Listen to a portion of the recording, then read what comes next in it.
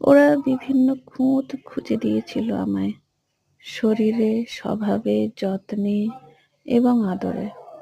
কারো কাছে আমি অতিরিক্ত মোটা, কারো আমার বুকের মাংস কম মনে হয়েছিল, কেউ অতিরিক্ত প্রেমিকা পেয়ে দম বন্ধ হয়েছিল, কেউ আবার দাড়িপাল্লা মেপে ন্যাকা বলেছিল, কারো চাই জিন্স পরা প্রেয়সী, কেউ আবার বুকের আঁচল নামলে গায়ে হাত তুলেছিল।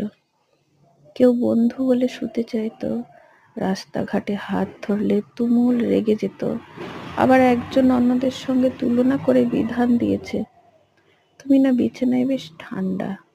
এবং এই ছোট অথবা ওদের কাছে বড় এড়িয়ে যাওয়া যায় এমন, কিংবা ওদের জন্য বিশাল গুরুত্বপূর্ণ ত্রুটি দেখিয়ে ওরা ছেড়েও গেছিল।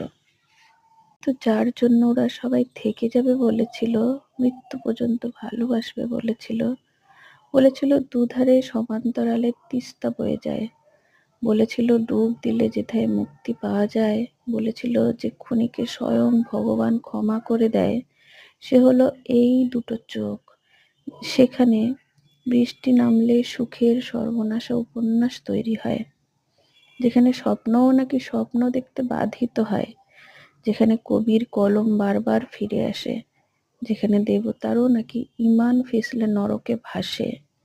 বয়স বেড়েছে, বুক ঝুলেছে, মেদ গলেছে পেটের, বুকের তিলের দর্শক বেড়েছে, যত্ন কমেছে প্রেমের।